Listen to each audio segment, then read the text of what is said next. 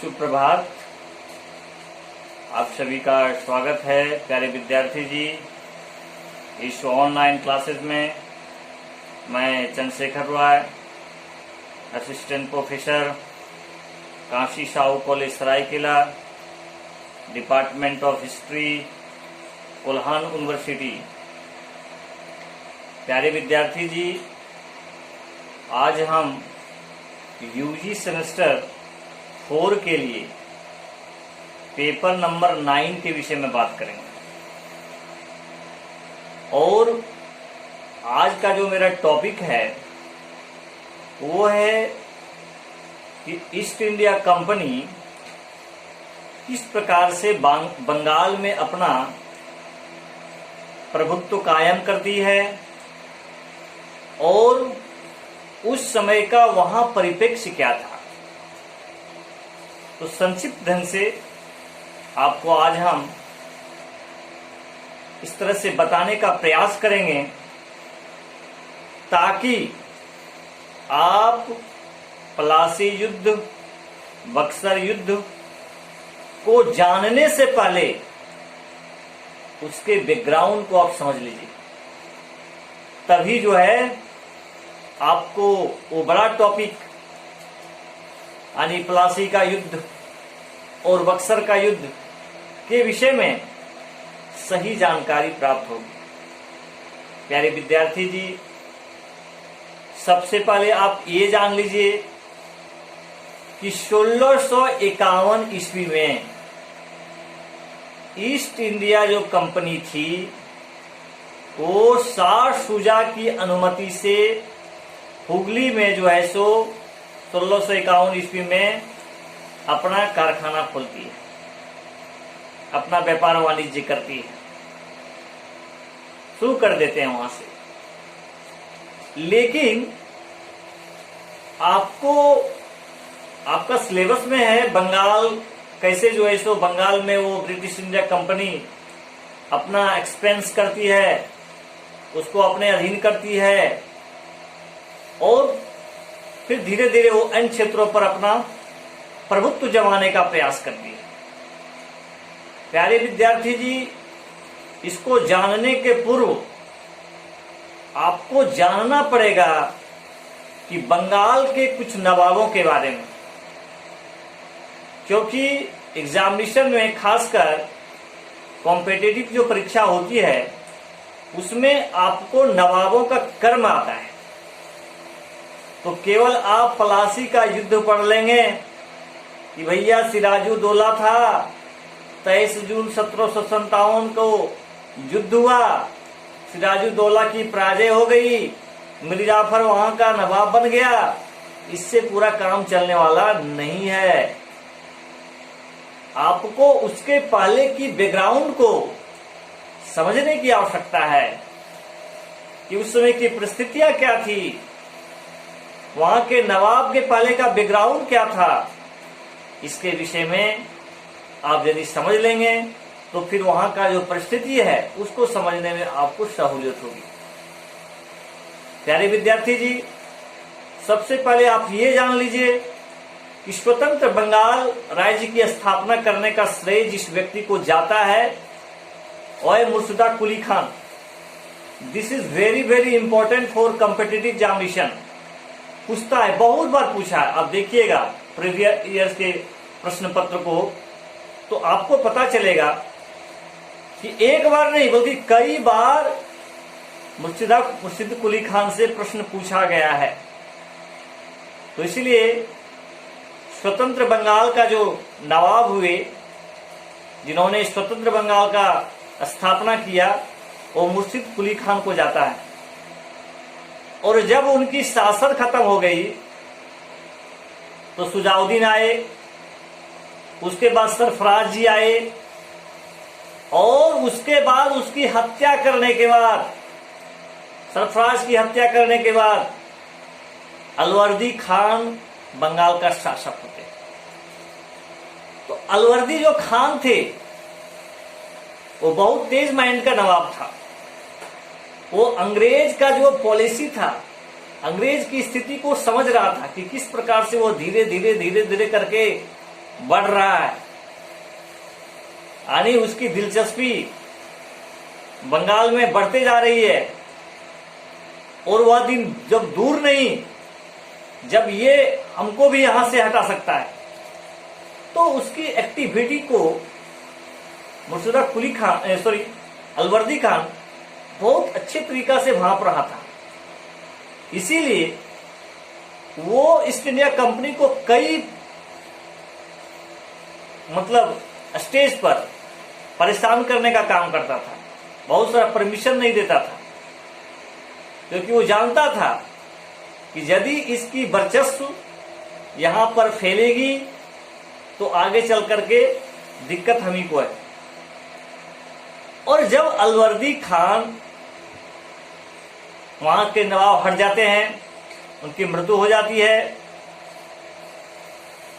तो उसके बाद वहां का शासक बनते हैं सिराजुद्दौला। और इसके विषय में आप परिचित हैं, सिराजुद्दौला के विषय में आप परिचित हैं। तो सिराजुद्दौला के लिए उतना आसान नहीं था शासन व्यवस्था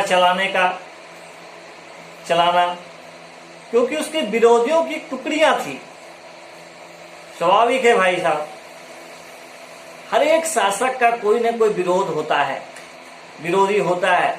सामान्य जीवन में भी किसी मानव का सहयोगी भी होते हैं, उसके क्रियाकलापों का विरोध करने वाला भी होते हैं। तो ये प्रकृति का नियम है। यही बात सिराजुद्दौला के साथ भी था। उनके विरोध में कुछ महत्वपूर्ण लोग थे, अमीरचंद, जगत सेठ, घसीटी बेगम, है ना।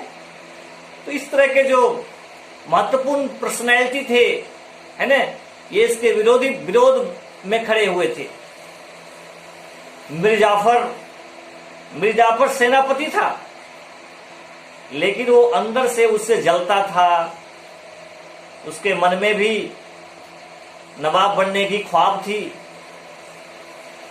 तो ये सब जो मैं आपको नाम बताया, वो सिराजुद्दौला का विरोधी गुट था।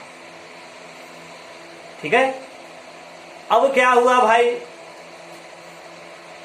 तो लॉर्ड क्लाइव, आपको पता है ना कि लॉर्ड क्लाइव बहुत ही तेज था। उसमें वो मद्रास का जिम्मेवारी लिया हुआ था कंपनी के लिए। तो यहां भी उस समय बहुत सारी घटनाएं घट रही थी।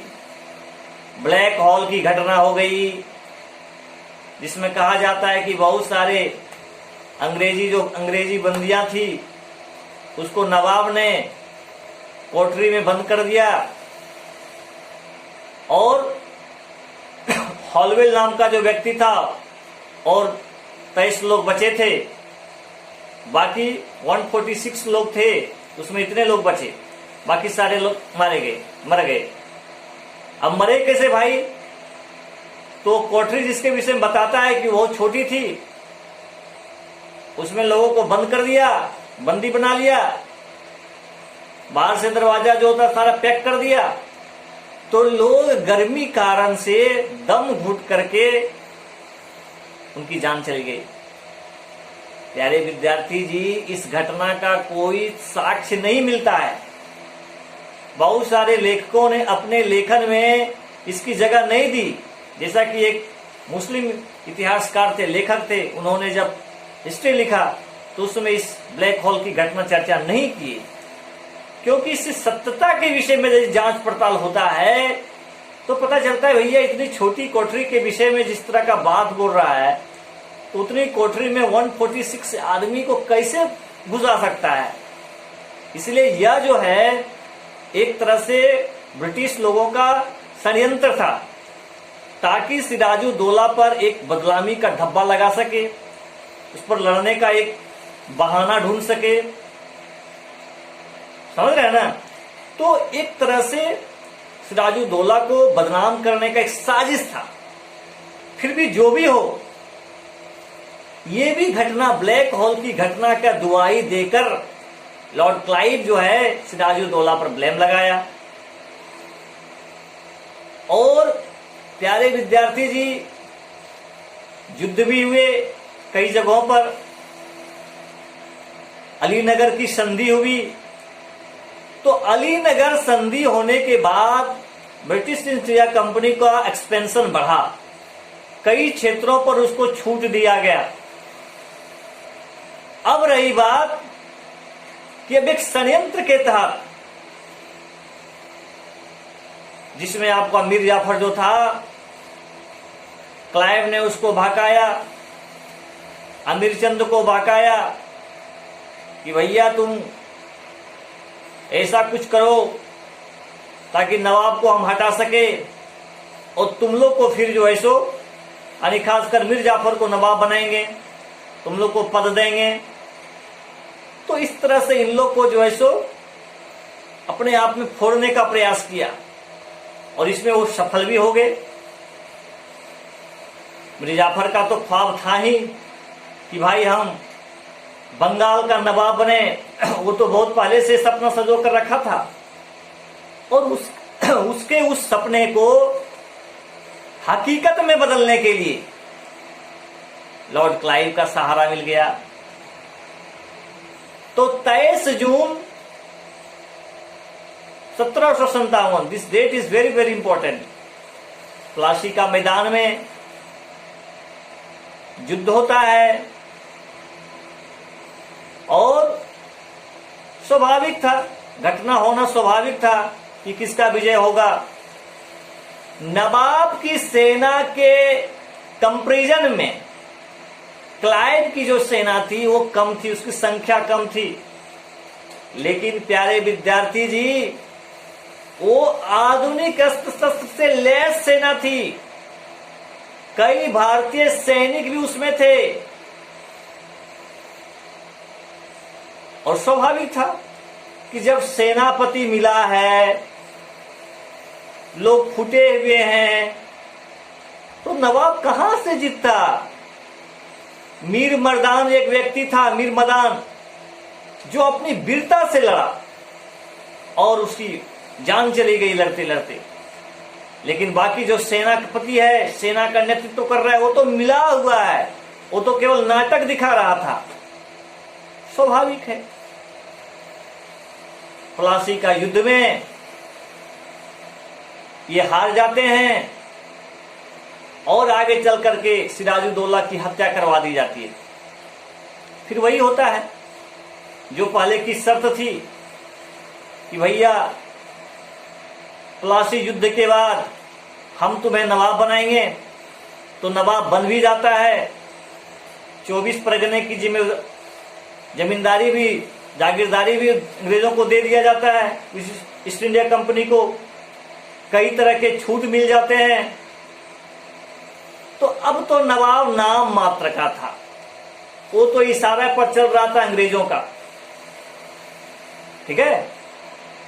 वो तो चाह रहा था कि किस तरह से अपने हम इशारे से यहां का आर्थिक शोषण करें और नवाब को इतना शर्त मनवाएं, इतना इसको जुर्माना लगाएं, इतना मुआवजा देने की बात कहें, ताकि जो है हमारा धन, हमने ज्यादा से ज्यादा धन आए, हमारे पास ज्यादा से ज्यादा धन आए, ठीक है।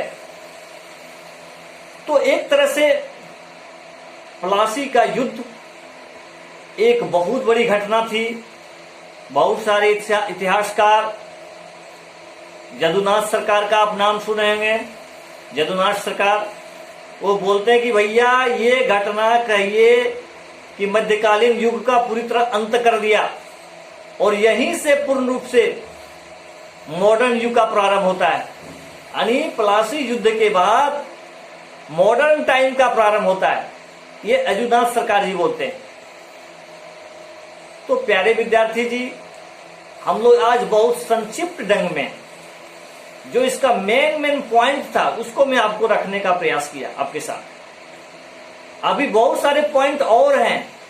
इसके बाद क्या हुआ, प्रथम क्रांति किसको बोलते हैं, है ना। तो इसके बाद हम लोग जब नेक्स्ट वीडियो बनाएंगे तो आपको जो भी घटनाएं अब यहां से बचे हैं कि प्लासी युद्ध के बाद क्या परिणाम होता है, और मैं बक्सर तक आपको ले जाने का प्रयास करूंगा। लेकिन मेरा सलाह ये भी है, जहां तक मैं छोड़ा हूं आज, वहां तक आप कोई किताब से भी एक बार आप उसको पढ़ने का प्रयास कीजिए, समझने का प्रयास कीजिए कि आखिर में घटनाएं क्या थी, किससे जुड़ी थी, अलीनगर की संधि क्या हुई, उसमें क्या प्रावधान थे, ठीक है, ब्लैक होल की घटना क्या थी। तो इस तरह से आप जब समझेंगे ना, तो पता चलेगा कि आपकी हिस्ट्री कोई टॉपिक आपसे छूटने वाला नहीं है। तो प्यारे विद्यार्थी जी, आज के लिए बस इतना। आप सभी को बहुत बहुत धन्यवाद।